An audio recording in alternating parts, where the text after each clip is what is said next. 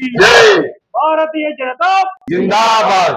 కాపాడదాం కాపాడదాం park స్థలాలను కాపాడదాం. కాపాడదాం కాపాడదాం park స్థలాలను కాపాడదాం. కాపాడదాం కాపాడదాం జై భారతీయ జనతా పార్టీ జిందాబాద్.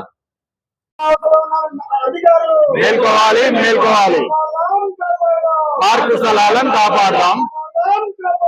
పార్కు స్థలాలను కాపాడదాం. జై జై.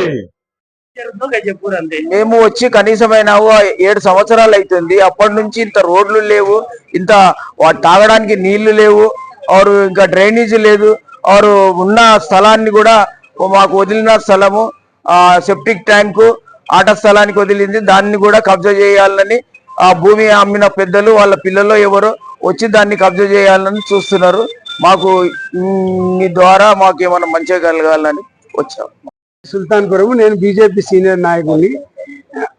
నేను 1900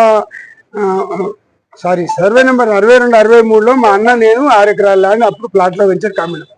ప్లాట్లో వెంచర్ చేసిన ఆయన ఒక పార్క్ స్థలాన్ని ఇచ్చిపెట్టి 835 గజాలు. దీన్ని ఇప్పుడు కాంగ్రెస్లో టీఆర్ఎస్లో 2 దిక్కులు తిరుగుతున్న మాజీ మేయర్ భర్త, మాజీ వైస్ చైర్మన్, షాడో మేయర్ ఆయన దీన్ని ఒక బీనామీ ఎన్ను శ్రీనివాసరెడ్డిని బీనామీ పెట్టుకొని శ్రీనివాసరెడ్డి తండ్రి పేరు మీద ఒక అంగరం భూమి లేకుండా కూడా ఒక లేఅవుట్ క్రియేట్ చేసి అందులో ఆల్రెడీ మా ముగ్గురు అన్నదమ్ముల ఇళ్ల జాగాలు కూడా ఈ లేఅవుట్ల ప్లాట్లుగా చూపించు 13 ప్లాట్ల లేఅవుట్ చేసి ఆ ప్లాట్లను అమ్ముకోవడము, శ్రీనివాసరెడ్డి పేరు మీద అమ్ముకోవడము జరిగిన కార్యక్రమం అంతా జరిగేది నరసింహారెడ్డి ద్వారా. శ్రీనివాసరెడ్డి బీనామీ. ఈ విధంగా నన్ను 7 సంవత్సరాల నుంచి అట్లట్లేదు పార్కు పబ్లిక్ స్థలము పబ్లిక్ కావాలని అడుగుతుంటే, కాదు నీ దిక్కునతాను చెప్పుకోపో, ఏం చేసుకోపో అని ఇంకా వేరే సింగరెడ్డి పెండ్రెడ్డి ద్వారా పిలిపించి బెదిరియడము, మా మేనలు రావుల దగ్గర చెప్పినట్టు లేకపోతే నీ పర్యవసానం వేరే ఉంటుందని చెప్పి బెదిరియడము, ఇప్పుడు ఇంకా మా కొడుకును కూడా ఇండైరెక్ట్ వేరే వాళ్ళతో చెప్పి బెదిరియడము ఇటువంటివి జరుగుతున్నాయి.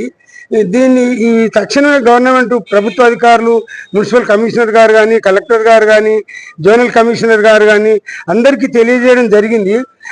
హెచ్ఎండి అడ్మినిస్ట్రేషన్ కమిషనర్ అరవింద్ గారితో రిపరేషన్ ఇవ్వడం జరిగింది. ఇక్కడ కమిషనరు, ఇక్కడ మేయర్ తొడ కింద పెట్టుకొని కూర్చురు ఫైళ్లను, ఇప్పటిదాకా కదలనే లేదు. ఇప్పుడైనా దీనికి మోక్షం కలిగియాలి అని కలెక్టర్ ఆర్డర్ ఇచ్చినా కూడా దీన్ని అమలు చేయకుండా మాజీ కమిషనరు ఆమె సరస్వతి దేవి ఆ విధంగా చేసింది. ఇప్పుడు దీన్ని అమలు చేయాలని కోరుతున్నాం సార్. మేము 79లో ఇల్లు కట్టుకున్నా, ఆ ప్లార్కును అడిగినందుకు నా ఇల్లు 506 గజాల జాగా మేము అన్నదమ్ములం 79లో ఏర్పడితే ఫిబ్రవరిలో ఆనాడు కట్టుకున్న ఇళ్లను ఆయన బీనామీ కాగితాలు తయారు చేసి శ్రీనివాసరెడ్డి పేరు మీద రిజిస్ట్రేషన్ వాళ్ళ అమ్మ చేస్తుంది. ఇదంతా నరసింహారెడ్డి చేసే కార్యక్రమం చేసి దాని మీద నా కోర్టు నుంచి నోటీసులు పంపుతారు.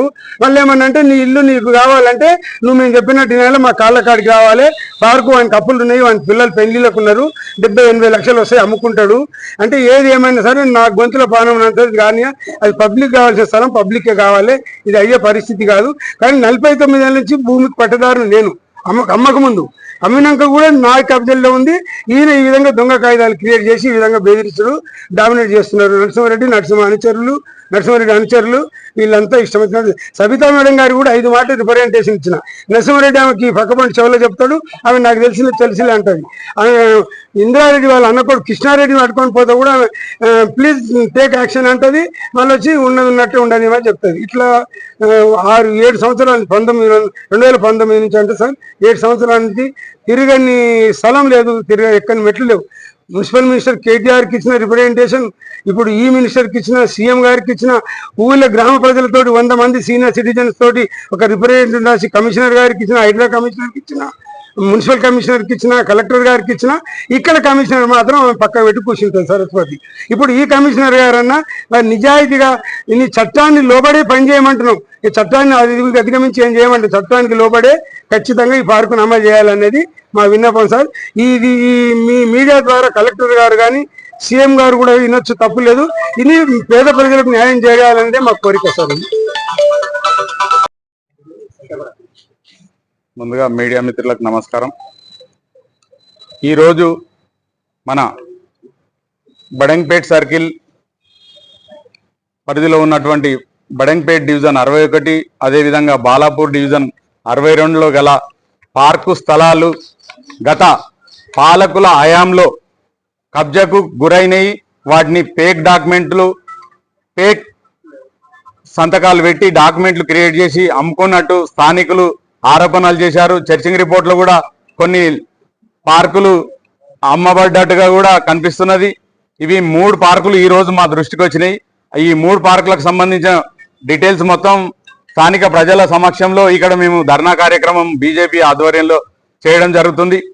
గత కమిషనర్ అయినటువంటి సరస్వతి గారు అవినీతి ఆరోపణలు ఎదుర్కొని ఇక్కడ నుంచి 10 మంది అధికారులు సస్పెండ్ అయినారు.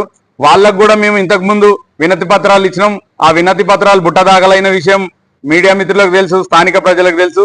ఇప్పుడు వచ్చినటువంటి కొత్త ఏదైతే ఈ బడంగ్పేట్ సర్కిల్ డిప్యూటీ కమిషనర్